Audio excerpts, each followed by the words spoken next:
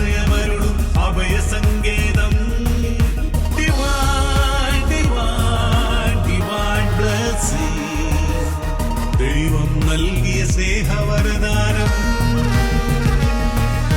Divine, divine, divine.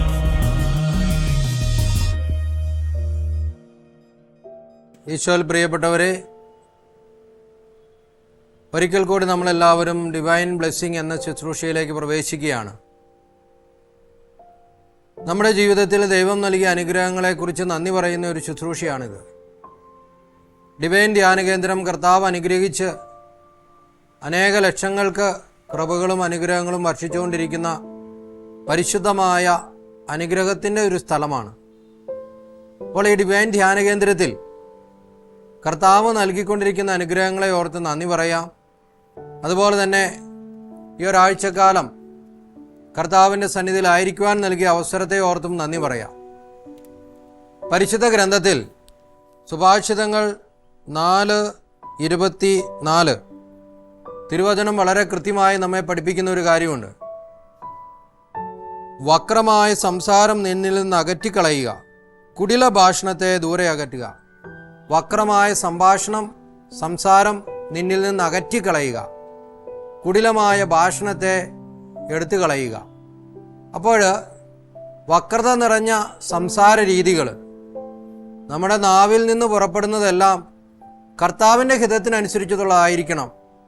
വക്രത നിറഞ്ഞ സംസാരങ്ങൾ ഒഴിവാക്കുക, കുടിലത നിറഞ്ഞ സംഭാഷണങ്ങൾ അത് നമ്മിൽ നിന്ന് അകറ്റിക്കളയണം. നല്ലത് പറയുവാൻ, നല്ലത് ചെയ്യുവാൻ, എല്ലാവർക്കും നന്മ ആഗ്രഹിച്ചുകൊണ്ടുള്ളൊരു സംസാരമാണ് കർത്താവ് നമ്മിൽ നിന്നും ആഗ്രഹിക്കുന്നത്. അപ്പോൾ പ്രിയപ്പെട്ടവരെ, ഈ ഒരാഴ്ചക്കാലം ഈശോ നൽകിയ വചനം നമുക്കെല്ലാവർക്കും അനുഗ്രഹപ്രദമായി തീരുവാൻ തക്കവിധം ദൈവത്തിൻ്റെ ആത്മാവ് പ്രവർത്തിക്കുവാനായിട്ട് പ്രാർത്ഥിക്കാം.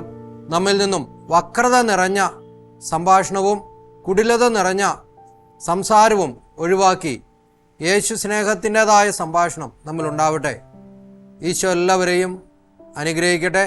അടുത്തയാഴ്ച നടക്കുന്ന ധ്യാനത്തിലേക്ക് എല്ലാവരെയും ഒത്തിരി സ്നേഹത്തോടെ സ്വാഗതം ചെയ്യുന്നു. Praise the Lord.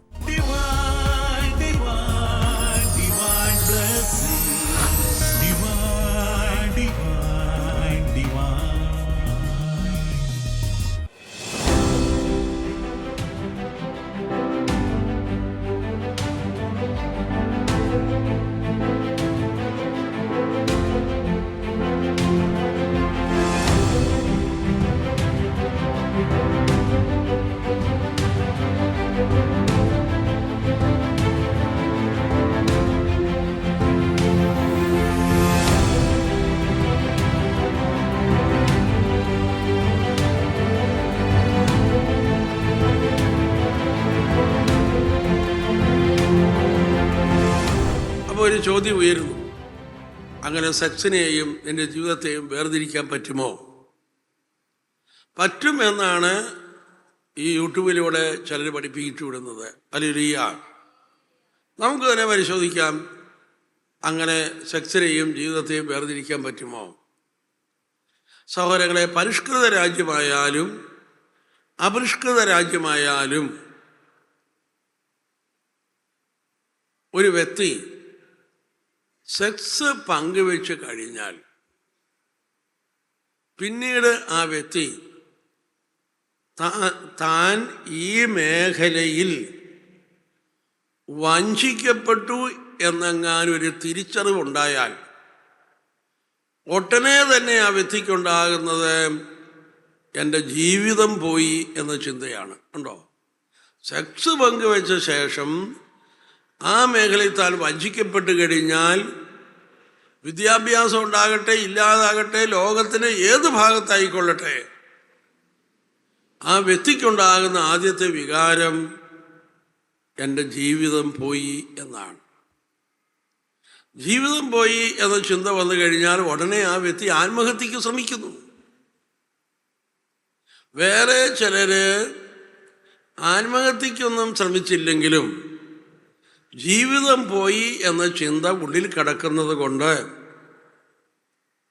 ബോധപൂർവം തന്നെ ജീവിതത്തെ പിന്നെ കാണാൻ സാധിക്കാതെ വരികയും ബോധമില്ലാത്തവനായി ജീവിക്കാൻ ശ്രമിക്കുകയും ചെയ്യുന്നു.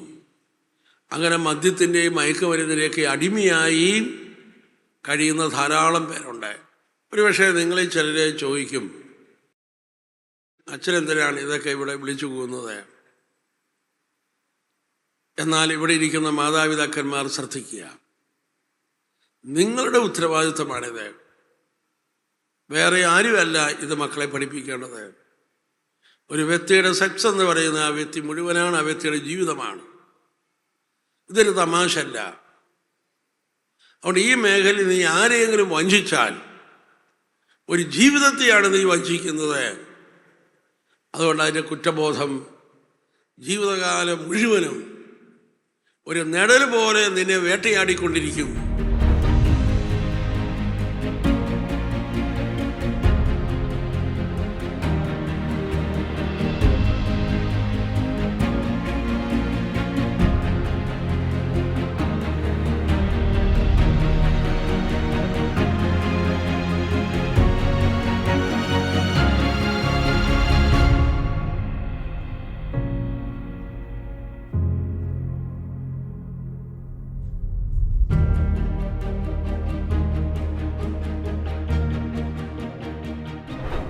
ഈയിടെ അമേരിക്കയിൽ ധ്യാനിപ്പിക്കാൻ നിന്നപ്പോൾ ന്യൂജേഴ്സിയിൽ നമുക്കൊരു ധ്യാനമന്ദിരമുണ്ട്. ഒരു സ്ത്രീ 40 വയസ്സൊക്കെ കാണുമായിരിക്കും, മകളെയും കൊണ്ട് വന്നു. മകളെയും കൊണ്ട് വന്നപ്പോൾ അവൾ പറഞ്ഞു, ഞാൻ പോട്ടയിൽ ധ്യാനം കൂടാൻ വന്നപ്പോൾ വിവാഹം കഴിഞ്ഞിട്ട് ഞങ്ങൾക്ക് വർഷങ്ങളായിട്ട് മക്കളില്ലായിരുന്നു. അന്ന് അച്ഛൻ പറഞ്ഞു 153 മണിയോളം ചെല്ലാൻ. ഞാൻ സാധാരണ അങ്ങനെ പറയാറില്ല, പറഞ്ഞെങ്കിൽ പ്രവചനമാണ്. അവൾ 5-6 കൊല്ലം ചെല്ലി കാണണം. 10-15 വയസ്സുള്ള ഒരു പെൺകുട്ടിയുമായിട്ടാണ് ന്യൂജേഴ്സിയിൽ അവർ എന്നെ കാണാൻ വന്നത്. ഹല്ലേലൂയ. റോമാക്കാർക്ക് എഴുതിയ ലേഖനം 8:26 ഇങ്ങനെ പറയുന്നു, വേണ്ടും വണ്ണം പ്രാർത്ഥിക്കേണ്ടത് എങ്ങനെയെന്ന് നമുക്കറിഞ്ഞുകൂടാ. അതിനാൽ ആത്മാവ് നമ്മുടെ ബലഹീനതയിൽ നമ്മെ സഹായിക്കുന്നു. ആത്മാവ് അവാച്യമായ നെടുവീർപ്പുകളാൽ ആത്മാവ് തന്നെ നമുക്ക് വേണ്ടി മാധ്യസ്ഥം വഹിക്കുന്നു.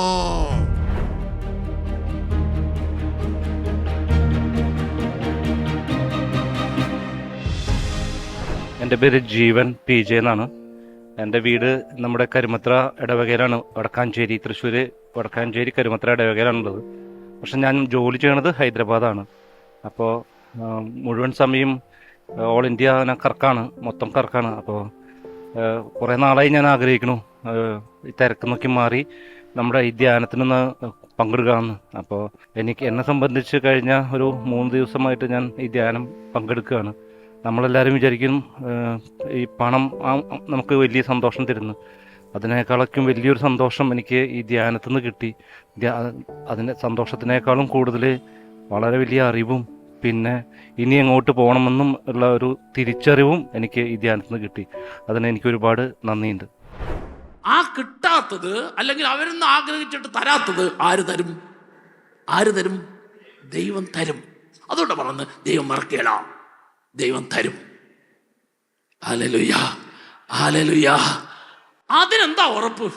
അതിനുള്ള ഉറപ്പാണ് അടുത്ത വചനം, 16-ാമത്തെ വചനം. ഇതാ നിന്നെ ഞാൻ എൻ്റെ ഉള്ളം കയ്യിൽ രേഖപ്പെടുത്തിയിരിക്കുന്നു. നിന്റെ പേരുകൾ എപ്പോഴും എൻ്റെ കൺമുമ്പിലുണ്ട്. നിന്നെ ഞാൻ എൻ്റെ ഉള്ളം കയ്യിൽ സ്വീകരിച്ചു. ഇനി സങ്കീർത്തനം 22:10. സങ്കീർത്തനം 22:10.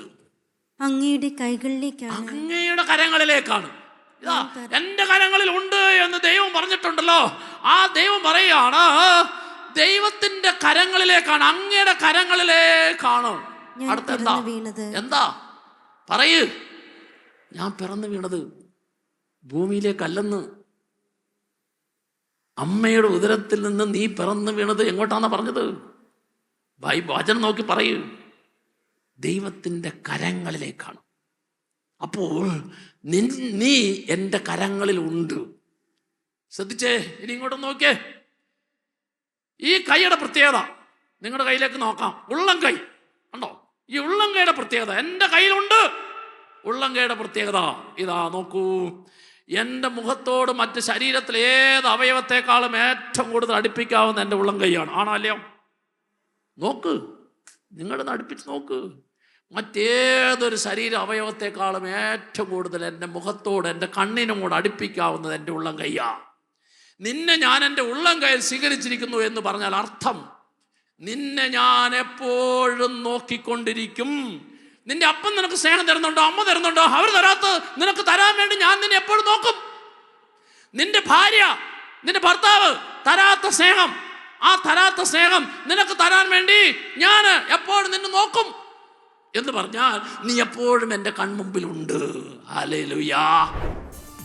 എല്ലാ സ്നേഹത്തിനും ഏറ്റവും യോഗ്യനാമൻ നല്ല ദൈവമേ നന്മ സ്വരൂപ എല്ലാ സൃഷ്ടികളെ കാളുപരിയായി നിന്നെ സ്നേഹിച്ചിടും എല്ലാ സ്നേഹത്തിനും ഏറ്റവും യോഗ്യനാമൻ നല്ല ദൈവമേ നന്മ സ്വരൂപ എല്ലാ സൃഷ്ടികളെ കാളുപരിയായി നിന്നെ സ്നേഹിച്ചിടും എൻ്റെ പേര് ജാൻസി. ഞാൻ തിരുവനന്തപുരം പൂന്തറയിൽ നിന്ന് വരുന്നതാ, ധ്യാനത്തിന് വന്നതാ. അപ്പോൾ എനിക്ക് സെപ്റ്റംബർ 30 ബസ്സിൻ്റെ ഒരു അപകടം ഉണ്ടായിരുന്നു. വലത് കാലിലായിരുന്നു. 4 ഡോക്ടർമാരിനെ കണ്ടിട്ടും എനിക്ക് വേദന പോയില്ല. അവർ ആൻറ്റിബയോട്ടിക് മെഡിസിൻ എല്ലാം തന്നിട്ടും കുറഞ്ഞില്ല. ഞാനിങ്ങനെ വിചാരിച്ചുകൊണ്ടിരുന്നു, എനിക്ക് എൻ്റെ കർത്താവിൻ്റെ അടുത്ത് പോയാലേ എൻ്റെ കാലിൻ്റെ വേദന മാറി കിട്ടുകയുള്ളെന്ന് പറഞ്ഞു. ഞാൻ ഡിവാനിയിൽ ഇറങ്ങി കുമ്പസാരം നടന്നതിന് ശേഷം ഒരു ബ്രദർ വിളിച്ചു പറഞ്ഞു, ബസ് അപകടത്തിൽ പറ്റിയവർ ഇവിടെ സ്റ്റേജിൻ്റെ ഫ്രണ്ടിൽ വരിക എന്ന് പറഞ്ഞു. എനിക്ക് കർത്താവ് നല്ല സൗഖ്യം തന്നു. ഇതുപോലെ എന്നെപ്പോലെ എല്ലാവർക്കും ദൈവം സുഖം കൊടുക്കട്ടെ എന്ന് ഞാൻ പ്രാർത്ഥിക്കുന്നു. നമ്മളെക്കാൾ ഉന്നതിയിലുള്ള ഒരാളുമായിട്ട്, നമ്മളെക്കാൾ ഉള്ള ഒരാളുമായിട്ട് താരതമ്യം ചെയ്യാത്തിടത്തോളം കാലം നമുക്ക് നമ്മുടെ ഇല്ലായ്മ ഒരിക്കലും മനസ്സിലാവില്ല. നമ്മളെക്കാൾ ഇല്ലാത്തവരുമായിട്ട് താരതമ്യം ചെയ്യുമ്പോൾ നമുക്കുണ്ടല്ലോ എന്നാണ് ചിന്തിക്കണത്. കാരണം ബാക്കിയുള്ളവർ നമ്മളെക്കാളും, നമ്മൾ ഈ ഇപ്പോഴത്തെ കുട്ടികളുടെ കാര്യമല്ല, പണ്ട് നമ്മുടെ ചെറുപ്പത്തിലെ കുട്ടികൾ പരീക്ഷയുടെ പേപ്പർ കിട്ടിക്കഴിഞ്ഞാൽ വീട്ടിൽ വന്ന് പറയുമ്പോൾ ഒരു വർത്തമാനമുണ്ട്. ഉദാഹരണം പറഞ്ഞാൽ, എനിക്ക് 50ൽ 20 മാർക്കേ കിട്ടിയുള്ളൂ. വിചാരിക്കൂ, 50 പണ്ടൊക്കെ 50ൽ പരീക്ഷ ചെയ്തവരല്ലേ നമ്മള്, അല്ലേ? 50ൽ 20 മാർക്കേ കിട്ടിയുള്ളൂ. വീട്ടിൽ വന്നപ്പോ അപ്പന് ഒരുപാട് ചീത്ത. 50ൽ 20 മേടിച്ചുകൊണ്ട് വന്നേക്കോ ചെറുക്കൻ. ഞാൻ എന്തെങ്കിലും 45ഉം 50ഉം കിട്ടിയവന്റെ കാര്യം വീട്ടിൽ പറയോ? അപ്പൊ ബിനീഷിന് 17 ഉള്ളൂ, രമ്യക്ക് 16, മനുവിന് 14 ഉള്ളൂ. മെച്ചം 20 കിട്ടിയ ഞാൻ എന്തെങ്കിലും 40ഉം 45ഉം 50ഉം കിട്ടിയവന്റെ കാര്യം പറയുമോ? ഇല്ല. നമ്മളെല്ലാവരും നമ്മുടെ താഴെയുള്ളവരുമായിട്ട് കമ്പയർ ചെയ്തിട്ട് നമ്മൾ ആരോ ആണെന്ന് സ്ഥാപിക്കാനുള്ള തത്രപ്പാടിൽ ഏർപ്പെട്ടിരിക്കുന്നവരാ. എല്ലാ കാര്യങ്ങളിലും ഇങ്ങനെ തന്നെയാ. നമ്മളെക്കാൾ ഉയരത്തിലുള്ള ഒരാളെ കുറിച്ച് ചിന്തിക്കാൻ തുടങ്ങിക്കഴിഞ്ഞാൽ പ്രിയമുള്ളവരെ, നമ്മുടെ ജീവിതത്തിന്റെ താളം മാറും. അതുകൊണ്ട് നമ്മൾ ചിന്തിക്കില്ല. അതുകൊണ്ട് എനിക്ക് ആത്മീയമായത് നഷ്ടപ്പെട്ടത് എന്താണെന്നറിയണമെങ്കിൽ ഏറ്റവും വലിയ ആത്മീയതയുടെ രൂപമായ നമ്മുടെ കർത്താവുമായിട്ട് താരതമ്യം ചെയ്യാൻ തുടങ്ങുമ്പോഴാണ് എവിടെയാണ് എൻ്റെ നഷ്ടങ്ങളെന്ന് ഞാൻ തിരിച്ചറിയാൻ തുടങ്ങുന്നത്. വലതുകരം ഉയർത്തി ഒന്ന് പറഞ്ഞേ ഹല്ലേലൂയാ.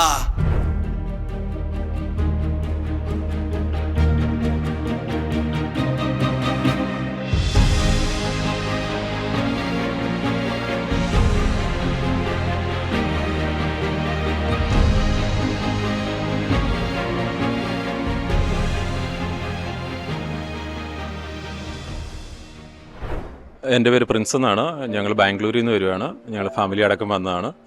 അപ്പം ഇന്നത്തെ 3ാമത്തെ ദിവസമാണ് ഇന്ന്. ഇന്നലെ ആ കൗൺസിലിങ്ങും കുമ്പസാരവും എല്ലാം ഉണ്ടായിരുന്നു. ഭയങ്കര അനുഭവമായിരുന്നു. കൗൺസിലിങ്ങൊക്കെ നല്ല അനുഭവമായിരുന്നു. ജീവിതത്തിലൊരു സന്തോഷം കിട്ടിയ പോലെയാണ് കുമ്പസാരമൊക്കെ കഴിഞ്ഞപ്പം. അതുപോലെ ക്ലാസ്സുകളാണേലും ഒത്തിരി ഇതുവരെ കേൾക്കാത്ത ക്ലാസ്സുകൾ, അതുപോലെയാണ് അച്ഛനെല്ലാം എക്സ്പ്ലെയിൻ ചെയ്തു തരുന്ന. എല്ലാ ധ്യാന ഗുരുക്കന്മാരും നന്നായിട്ട് എക്സ്പ്ലെയിൻ ചെയ്തു തരുന്നുണ്ട് എല്ലാ കാര്യങ്ങളും. എല്ലാം കൊണ്ടും നല്ലൊരു ധ്യാനമായിരുന്നു.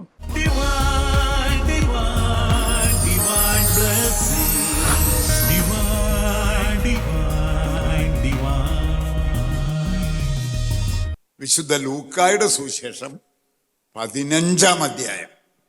ഡിവൈൻ ധ്യാന മന്ദിരത്തിലെ ദൈവശാസ്ത്രജ്ഞന്മാർ, ജോസഫിനെ പോലെയുള്ള ആളുകൾ ആ സുവിശേഷ ഭാഗത്ത് വിളിക്കുന്നത് സുവിശേഷങ്ങളുടെ സുവിശേഷം എന്നാണ്.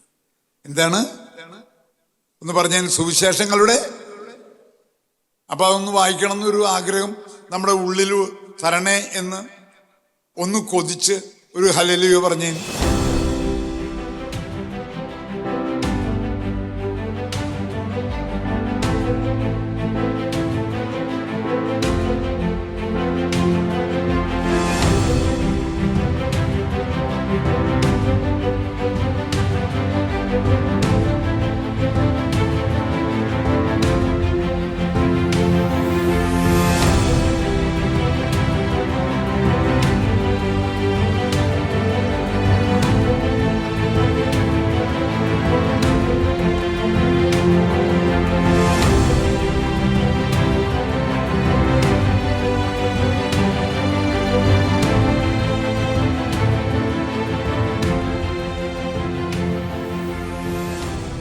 പ്രഭാഷകന്റെ പുസ്തകം 2-ാം അധ്യായം 5-ാം വചനം. സ്വർണം അഗ്നിയിൽ ശുദ്ധി ചെയ്യപ്പെടുന്നു, സഹനത്തിൻ്റെ ചൂളയിൽ കർത്താവിന് സ്വീകാര്യരായ മനുഷ്യരും. പ്രിയമുള്ളവരെ, വളരെ പ്രസക്തമായ ഒരു സന്ദേശമാണ് ഈ വചനത്തിൽ നമുക്ക് കാണുവാനായിട്ട് സാധിക്കുക. സ്വർണം നമുക്കറിയാവുന്നതുപോലെ ശുദ്ധീകരിക്കപ്പെടുന്നത് അതിനെ അഗ്നിയിൽ നിക്ഷേപിച്ചാണ്. അഗ്നിയിൽ കിടന്ന് അത് ഉരുകുമ്പോഴാണ് അതിലെ അശുദ്ധി പൂർണ്ണമായിട്ടും മാറ്റപ്പെടുകയും തിളങ്ങുന്ന സ്വർണമായിട്ട് അത് പുറത്തു വരികയും ചെയ്യുന്നത്. ഇതുപോലെ വചനം പറയുന്നു, ദൈവത്തിന് ഇഷ്ടപ്പെട്ട സ്വീകാര്യരായ മനുഷ്യരെയും ഇതുപോലെ സഹനത്തിൻ്റെ ചൂളയിൽ ദൈവം എറിയുവാനായിട്ട് സാധ്യതയുണ്ട്. അത് മറ്റൊന്നിനുമല്ല, തൻ്റെ പരമപരിശുദ്ധിക്കനുസരിച്ച് മനുഷ്യരിൽ വിശുദ്ധി ഉണ്ടാകണമെന്ന് അവിടുന്ന് ആഗ്രഹിക്കുന്നു. നമ്മോട് സ്നേഹമില്ലാഞ്ഞിട്ടല്ല, പ്രത്യുത നമ്മോട് അതിയായ സ്നേഹം ഉള്ളതുകൊണ്ട് തന്നെ അശുദ്ധിയുള്ളവരായി നമ്മൾ ജീവിക്കാതെ, തിന്മയ്ക്ക് അടിമപ്പെടാതെ നന്മയിലേക്ക്, വിശുദ്ധിയിലേക്ക്, ആ ദൈവത്തിൻ്റെ പരിശുദ്ധിയിലേക്ക് നമ്മൾ ഉയരണം എന്നുള്ള വലിയ ആഗ്രഹമാണ് ചില വ്യക്തികൾക്ക് ദൈവം സഹനം അതിയായിട്ട് കൊടുക്കുവാൻ കാരണമായി തീർന്നിരിക്കുന്നത്.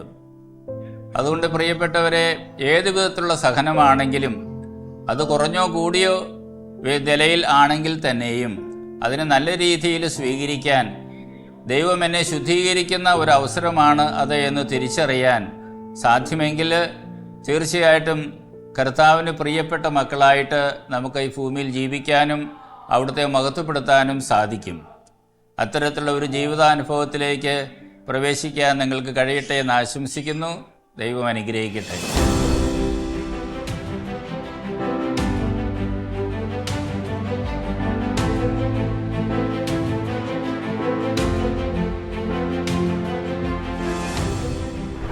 എൻ്റെ പേര് ശ്രദ്ധ. ഇതെൻ്റെ ഫാമിലിയാണ്. അമ്മ, അച്ഛൻ, അനിയത്തി, ആൻറ്റി. ഞങ്ങളെല്ലാ ഇത്രയും നാൾ 20 വർഷത്തോളം ഇവിടെ വരാനുള്ള കൃപ ഈശോ തന്നു.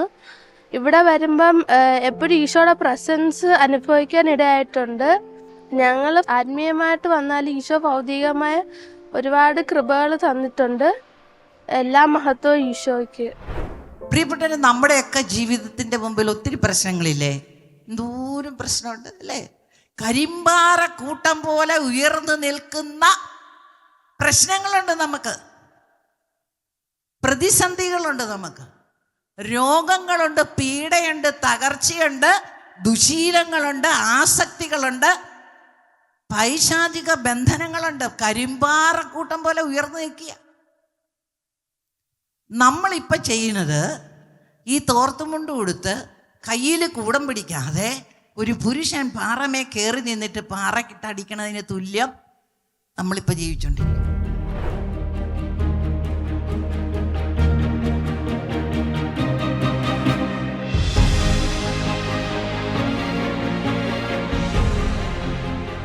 ഞാൻ പത്തനംതിട്ട കോന്നിയിൽ നിന്ന് വരുന്നു. ഞാനൊരു ഓമല്ലൂർ സ്ഥാപനത്തിലാണ് ജോലി ചെയ്യുന്നത്. എൻ്റെ മുതലാളി വന്ന് പറഞ്ഞതനുസരിച്ചാണ് ഞാൻ മുതലാളിയുടെ അനിയനുമായിട്ട് വന്നതാണ്. എനിക്ക് മുട്ടിന് ഭയങ്കര പ്രശ്നങ്ങളൊക്കെ ആയിരുന്നു. കാലിടയ്ക്കിടയ്ക്ക് തെറ്റിപ്പോകുമായിരുന്നു. ഇപ്പം കുഴപ്പമൊന്നുമില്ല, വളരെ ഭംഗിയായിട്ടിരിക്കുന്നു. ലേഖനഭാഗത്തേക്ക് വരുമ്പോൾ വിശുദ്ധ യോഹന്നാൻ ശ്ലീഹ സ്നേഹത്തിൻ്റെ പ്രവാചകനാണ്. യേശുവിനെ ഏറെ സ്നേഹിച്ച, യേശു ഏറെ സ്നേഹിച്ച ഒരു ശിഷ്യനാണ് വിശുദ്ധ യോഹന്നാൻ. അദ്ദേഹം ഇങ്ങനെ എഴുതി വെച്ചിട്ടുണ്ട്.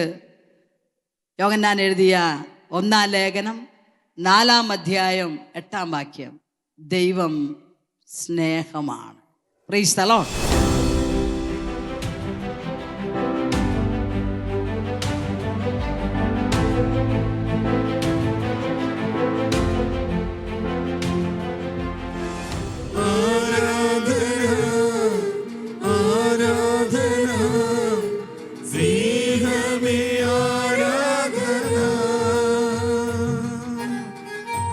കരങ്ങൾ കൂപ്പിപ്പിടിക്കാം. വിളിച്ചപേക്ഷിക്കുന്നവർക്ക് അവൻ സമീപസ്ഥനാണ്. നമുക്കും അവനെ വിളിക്കാം. ഒരിക്കൽ 2 അന്ധന്മാർ യേശുവേ ദാവീദിന്റെ പുത്ര എന്ന് നിലവിളിച്ചുകൊണ്ട് യേശുവിൻ്റെ പിന്നാലെ നടന്നു. യേശു ഒരു ഭവനത്തിലെത്തിയപ്പോൾ ഈ അന്ധന്മാരും അവിടെ എത്തി. യേശു അവരോട് ചോദിച്ചു, എനിക്ക് നിങ്ങളെ സുഖപ്പെടുത്തുവാൻ കഴിയും എന്ന് നിങ്ങൾ വിശ്വസിക്കുന്നുണ്ടോ? അതേ പ്രിയപ്പെട്ടവരെ, നമ്മുടെ രോഗം വലുതോ ചെറുതോ എന്ത് വേണേലാകട്ടെ, എൻ്റെ ഈശോയ്ക്ക് എന്നെ സുഖപ്പെടുത്തുവാൻ കഴിയും എന്ന് നമ്മൾ എത്ര പേര് വിശ്വസിക്കുന്നുണ്ട്? അവരോട് പറഞ്ഞു, നിങ്ങൾ വിശ്വസിക്കുന്നത് പോലെ നിങ്ങൾക്ക് ഭവിക്കട്ടെ. തൽക്ഷണം 2 പേരുടെയും കണ്ണുകൾ തുറന്നു. കരുണ തോന്നണേ, അലിവു തോന്നണേ, രോഗിയാണോ ഞാൻ നാഥ, സൗഖ്യമേകണേ. കരുണ തോന്നണേ, എന്നിൽ അലിവു തോന്നണേ, രോഗിയാണോ ഞാൻ നാഥ, സൗഖ്യമേകണേ. കരുണ തോന്നണേ, എന്നിൽ അലിവു തോന്നണേ, രോഗിയാണോ ഞാൻ നാഥ, സൗഖ്യമേകണേ.